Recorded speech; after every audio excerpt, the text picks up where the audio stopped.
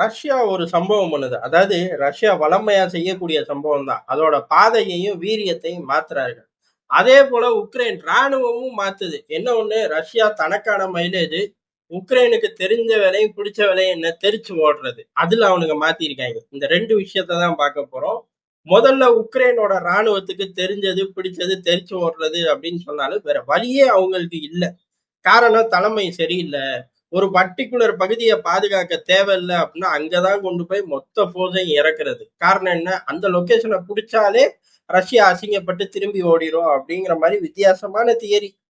இந்த யுத்தமே வித்தியாசமான தியரியில தானே ஓடிக்கிட்டு இருக்கு. அதனால இந்த மாதிரி சேட்டையை பண்ணும்போது ராணுவம் என்ன செய்யும்? ஆட்டோமேட்டிக்கா மன வலிமையை இழந்துடுறார்கள். இது உக்ரைனுக்கான யுத்தம் கிடையாது, உக்ரைன் அதிபர் ஜெலன்ஸ்கிக்கான யுத்தம். அந்த ஆளுக்கும் இந்த யுத்தத்துல சம்பந்தம் கிடையாது. வீணா போன அன்னை அமெரிக்காவோட சுயநலத்துக்காக ஆரம்பிச்சது, பைடனோட அரசியல் எதிர்காலத்துக்காக ஆரம்பிச்சது அப்படின்னு சொல்லி தெரிச்சு ஓடுறார்கள். அதுல இப்ப புது விதமா இவ்வளவு நாள் தெரிச்சு ஓடுவார்கள். இப்ப ஏறக்குறைய முந்தா நேத்து ஒரு 21,000 வீரர்கள் அணிவகுத்து கிளம்பி போயிருக்காங்க.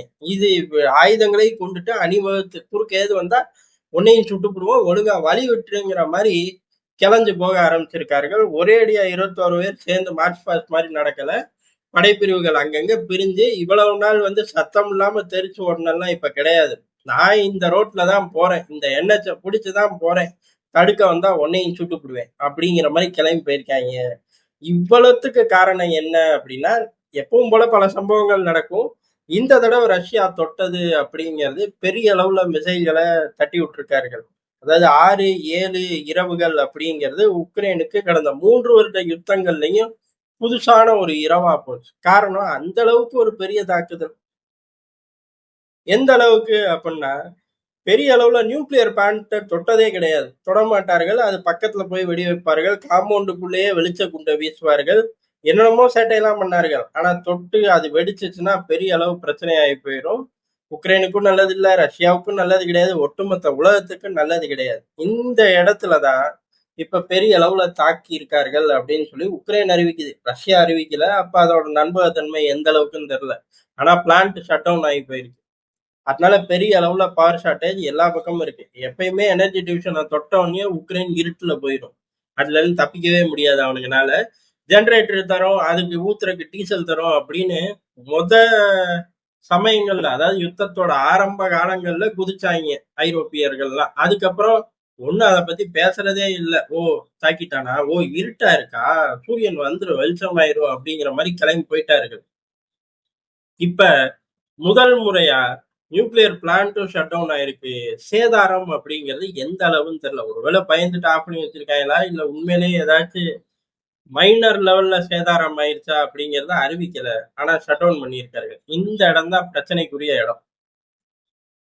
காரணம் ரஷ்யா அடுத்தடுத்து தொடும் அப்படிங்கிறது ஒரு பக்கம். இன்னொரு பக்கம் எங்க பிரச்சனை வருது அப்படின்னா, உள்ளூர்லதான் ஒரு சகுனி உட்கார்ந்துருக்கு அதிபருங்கிற பேர்ல. அந்த ஆளுக்கு தெரிஞ்ச விலையும் பிடிச்ச விலையும் என்ன, இவரு போய் என்னத்தையாச்சும் செஞ்சுட்டு ரஷ்யா மேல பழி போடுறது. இதுக்கு ஒரு எல்லையே கிடையாது. காரணம் நார்த் ஸ்ட்ரீம் பைப்லைன் வெடி வச்சது யாரு? இப்ப வரையும் ஜெலன்ஸ்கியை தான் எல்லாரும் கை காட்டுறார்கள். ஆனா இவர் ரஷ்யா தான் ஜெர்மனுக்கு தரக்கூடாதுன்னு வெடி வச்சிருச்சுன்னாங்க. ஏடா டேய், அவன் பைப் ஆஃப் பண்ணாலே போதும், பைப் அவன்கிட்ட இருக்கு, அதை போய் ஆஃப் பண்ணி வச்சுட்டாலே முடிஞ்சு போகுது. இதுக்காக செலவு பண்ணி போட்ட அந்த பைப் லைனை வெடி வச்சா தகர்ப்பா, அவன் என்ன அம்புட்டு கேனப்பையிலானா உன்னைய மாதிரி அப்படிங்கிற மாதிரி.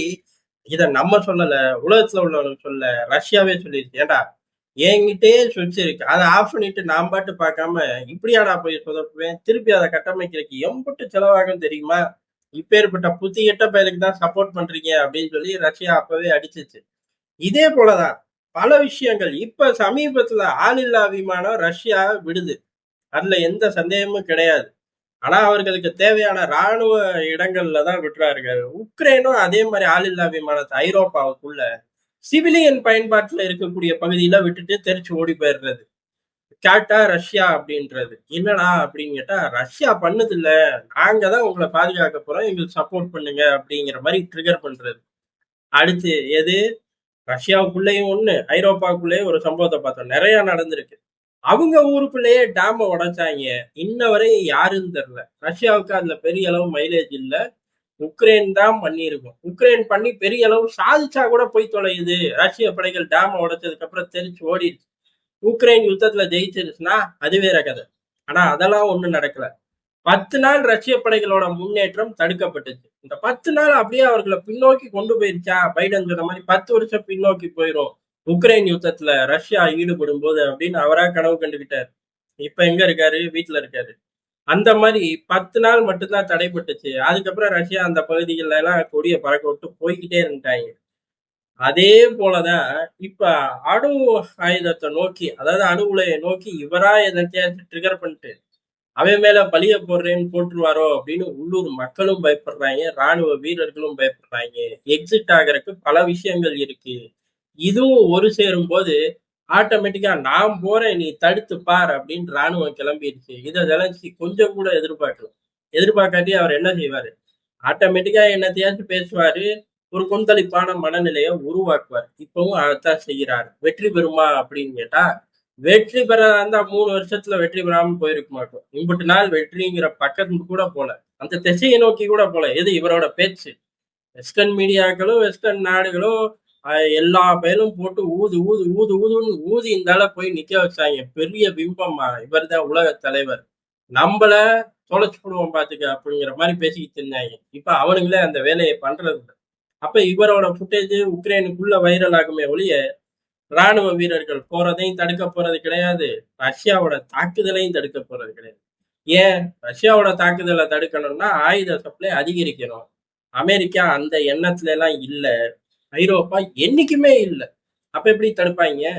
இன்னமும் அடி வாங்குவார்கள். பேச்சுவார்த்தையில உட்கார்ந்து கையெழுத்த போடுற வரையும் கூடுதலான பகுதிகள் போகும். அது அவர்கள் தலையெழுத்து.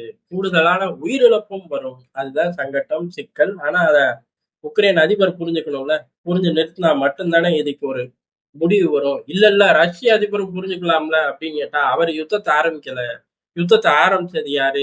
இந்த பயலுக. யுத்தத்துல தோத்துக்கிட்டு இருக்கிறது யாரு? இந்த பயலுக. அப்ப இவனுங்க தான் இறங்கி வரணும். வேற வழியே இல்லைங்கிறது தான் யதார்த்தமான உண்மை.